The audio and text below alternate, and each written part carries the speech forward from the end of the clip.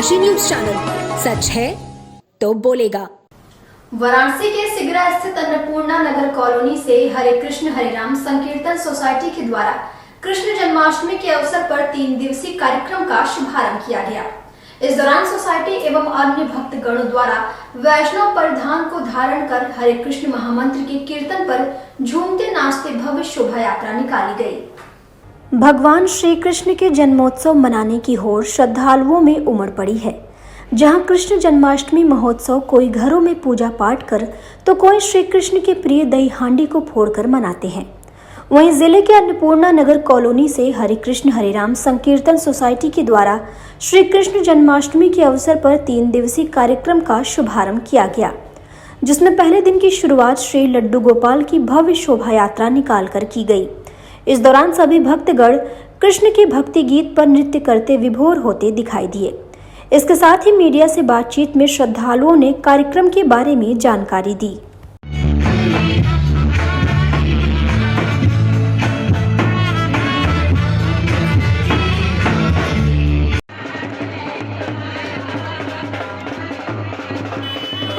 आज ठाकुर जी को माहेश्वरी भवन में लाया गया है। उनकी पालकी से शोभा यात्रा निकाला गया धूमधाम के साथ, बाजे गाजे के साथ। सारी माताएं, सारे प्रभु जी लोग साथ में, सब लोग बैंड बाजे के साथ हम लोग आए हैं प्रभु को लेकर। यहाँ पे भी है नाचते गाते। शोभा यात्रा कहाँ से उठा है, कहाँ पे समापन हुआ? शोभा यात्रा अन्नपूर्णा नगर से उठा है और माहेश्वरी भवन आया। सिगरा होते हुए माहेश्वरी भवन आया है। कितने की जनसंख्या में लोग थे? लगभग 200-300 के लमसम थे। यात्रा में आप आई हैं, कितना खुशी है? बहुत खुशी है, इसका हम लोग अंदाजा भी नहीं लगा सकते। 2 साल कोरोना था, इसमें कैसे मनाया जा रहा था ये जन्माष्टमी? ये हम लोग की सोसाइटी द्वारा थोड़ा से कम ही लोगों में मनाया गया था। इस बार कितना खुशी आप लोग मनाएंगे?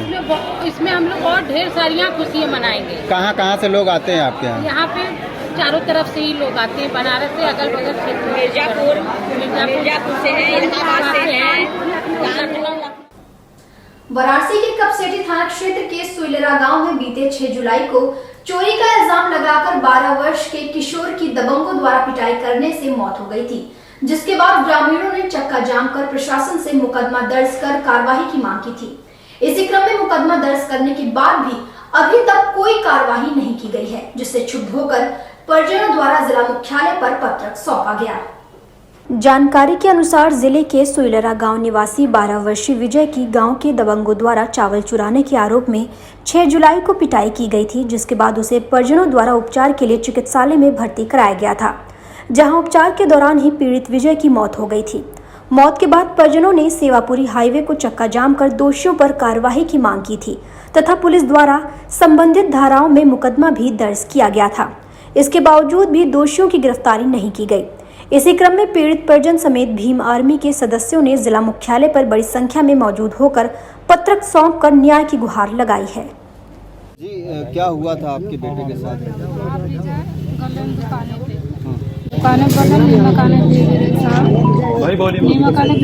चार लोग मिल के घर में बंद करके मार के मेरे बच्चा के बोले कि आम ऐसे दुआरे पे हमरा बच्चा लोग बीने उन्हें रहा, खाली आम का विरोध लेके 4 किलो चावल खातिर हमारे बच्चा के 4 लोग मारे रहे। विजय और कितने साल का बच्चा था?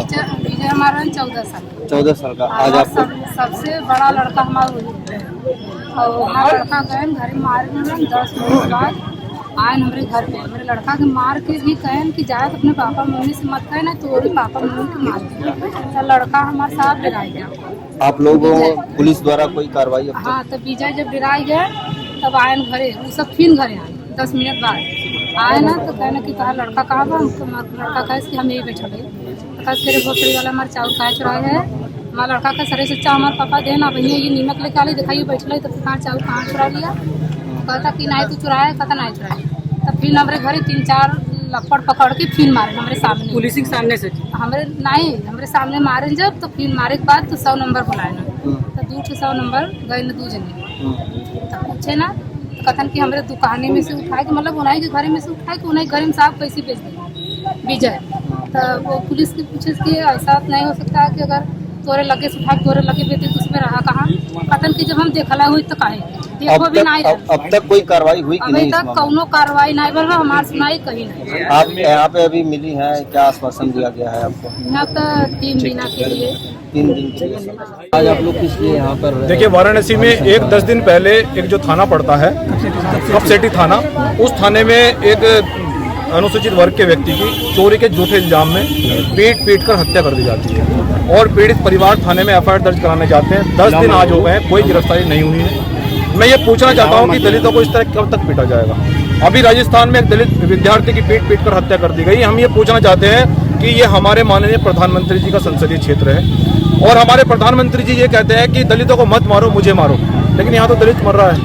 आपके घर के बराबर में दलितों को मारा जा रहा है और आप कुछ नहीं बोल रहे हैं, तो इसका मतलब दलितों को आप मरवा रहे हैं। इसके जिम्मेदार आप हैं, आप सरकार में बैठे हैं और आज भी वो जो हत्यारे हैं वो खुली हवा की सांस ले रहे हैं। हम प्रशासन से और शासन से आके कहने के लिए आए हैं कि अगर आप लोग न्याय नहीं देंगे, ये आवाम आपसे उम्मीद करती है और इस आवाम को अगर न्याय नहीं मिलेगा तो फिर मजबूरन हमें देशव्यापी आंदोलन छेड़ना पड़ेगा और बहुत जल्दी फिर वाराणसी में आंदोलन करेंगे। आज आप लोग भारी संख्या में जिला में क्या कहना चाहेंगे? मैं ये कहना चाहता हूँ कि दलित कब तक मारा जाएगा?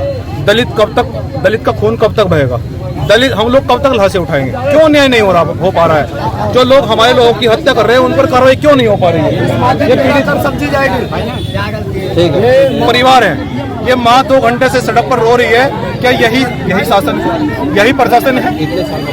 ये लगभग 12 साल का बच्चा था, 12 साल का बच्चा। पुलिस की तरफ से अब तक एफआईआर तो दर्ज हुई है, परंतु अब तक किसी गिरफ्तारी नहीं हुई। कोई बातचीत हुई है, कोई आश्वासन आप बात करेंगे आपके सामने। वाराणसी के चौक पुलिस के द्वारा कुख्यात हिस्ट्री शीटर ऋषभ सेठ के साथ एक अन्य अभियुक्त को वाहन चेकिंग के दौरान गिरफ्तार किया गया। वहीं गिरफ्तार अभियुक्त ऋषभ सेठ के ऊपर विभिन्न थानों में कई मामले पंजीकृत हैं। वाराणसी चौक थाने की पुलिस को उस समय बड़ी सफलता हाथ लगी जब चौक प्रभारी निरीक्षक शिवाकांत मिश्र की टीम के द्वारा कुख्यात हिस्ट्री शीटर ऋषभ सेठ और एक साथी आशीष गुप्ता हत्थे चढ़ा।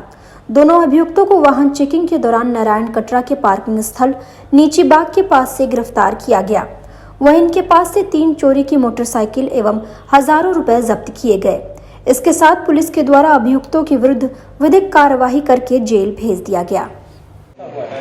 ये बहुत दिनों से पुलिस आयुक्त महोदय के निर्देशानुसार डीसीपी काशी जोन महोदय, एडिशनल डीसीपी काशी जोन और तमाम वरिष्ठ अधिकारियों के निर्देशन पर जो बाइकर्स के गैंग हैं कमिश्नरेट वाराणसी में जो प्रचलित हैं, जो तमाम गैंग चल रहे हैं, उन्हीं के क्रम में ये गैंग पकड़ा गया है।